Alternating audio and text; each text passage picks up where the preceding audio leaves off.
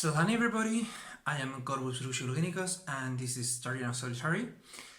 This week we're talking about psychic vampires, and I don't have much of an idea about psychic vampires. I don't think I have ever encountered a literal psychic vampire. I mean, I've met draining persons, and I can be a very draining person when I'm down or feeling off or I need like emotional support or whatsoever, but like literal psychic vampires, meaning someone who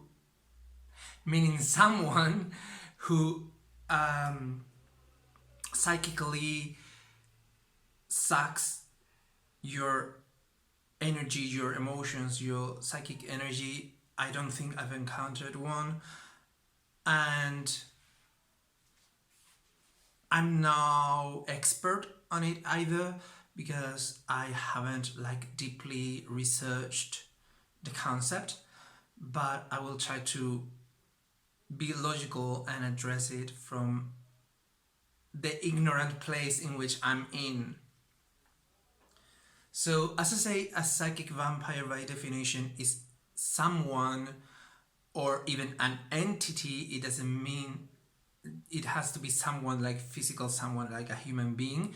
It can be also a psychic entity itself that drains your psychic energy, your emotional energy, etc.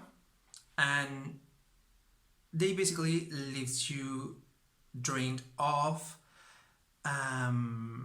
which means that you lack energy, you lack the drive to do things and to go through your day. How to deal with psychic vampires? I have no idea, but by logic I would say three main things to do. Thing number one is the easiest and more human thing to do, which is, if it's a person, get distance from that person. Get distance, either physical or emotional distance from that person once you identify him or her or them. The second option that I see logical and available is work on your psychic protection. I know there are lots of books and techniques on psychic protection. I don't use them.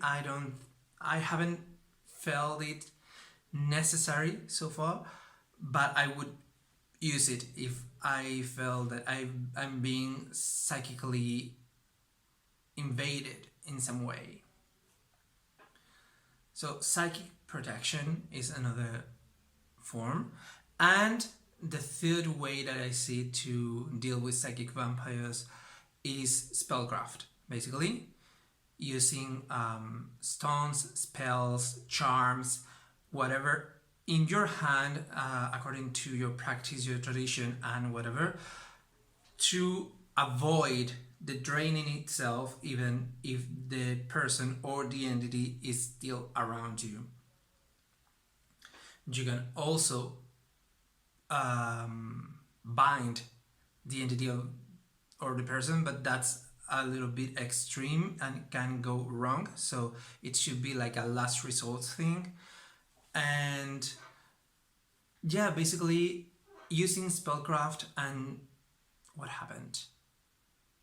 I think the screen darkened, but I'm not sure. Sorry. You can also use spellcraft and charms and amulets and everything at your hand to avoid being drained off your energy. So yeah, those are the three ways that I think are three logical paths to deal with psychic vampires. It also depends on if it is a person or a non-corporeal entity, and it also may depend on whether or not they're doing it on purpose or they're not even conscious about it. But yeah, I don't think I can add up much more to the conversation. These are the things that I thought when I thought about psychic vampires, what they are, and how would I deal with one if I was in such situation.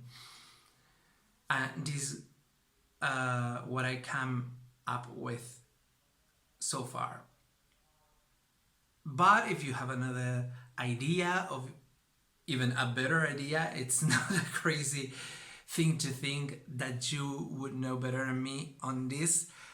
Please tell us in the comments down below, give us your ideas, or if you have been in a situation of dealing with psychic vampires in the past, tell us your experience or how did you deal with it, and maybe you can help other people that are on the same situation as you were and help them better than I can right now. So that's it. I must go right now because I'm trying to buy tickets for Rosalia's shows. Well, not shows, one show. And there's like a queue and it's all very crazy. So we'll see each other next Wednesday with the next topic of the week. Okay? Bye.